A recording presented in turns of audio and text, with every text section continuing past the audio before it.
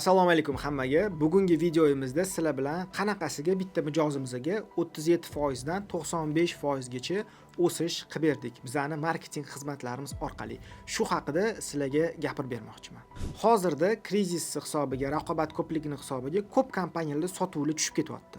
Lekin xudoga shukr, Lux Matras mijozimizda sotuvlar ko'paydi. 2024-yil fevralga qaraganda bu yil fevral oyida 37% o'sish ko'rsatdik. Mart oyida bo'lsa 95% o'sish bo'ldi o'tgan yilga qaraganda. Endi bu o'sishlarni qanaqasiga qilganimizni bugun sizlarga aytib bermoqchiman. Bo'lmasam boshladik. Birinchi katta qilgan ishimiz bu sotuv bo'limini qurish.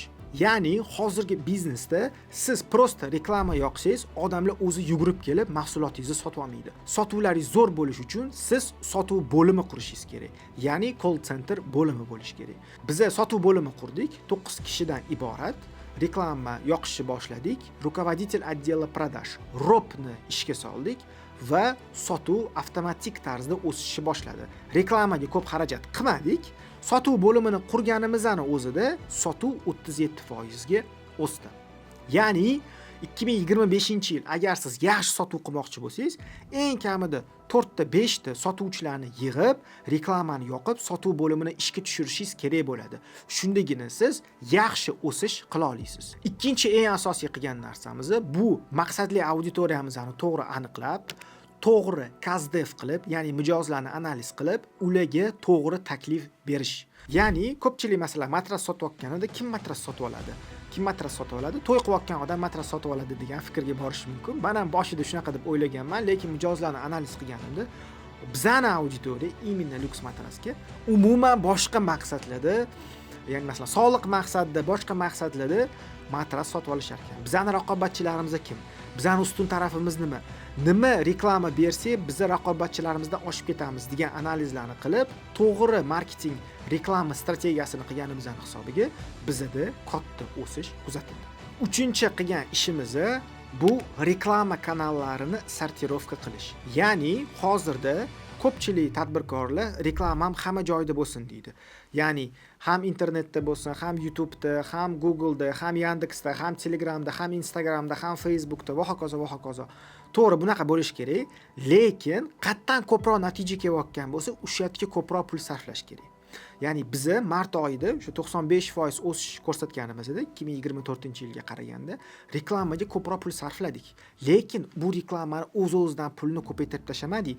Birinchi kanallarni effektivnostini, pul qanchaga tushayotganligini har bitta kanaldan hisoblab chiqib, undan keyin reklamaga kattaroq pul tikishni boshladik. Agar siz ham katta o'sish ko'rsatmoqchi bo'lsangiz, siz har bitta reklamli kanallaringiz qancha daromad keltirayotganini bilishingiz kerak. Ya'ni bu Telegram kanal emas, reklamli kanal deganda o'sha Instagramdan yoki Googledan yoki YouTube'dan boshqa reklama kanallaridan kelayotgan har bitta lead qanchaga tushyapti, o'tdan nechta odam sotyapti, shuni bilganingizdan keyin sizda aniq matematika paydo bo'ladi va siz qayerga pul sarflashni bilasiz. Keyingi 4-chi qilgan narsamiz bu remarketingga katta e'tibor berish. Remarketing degani nima degani?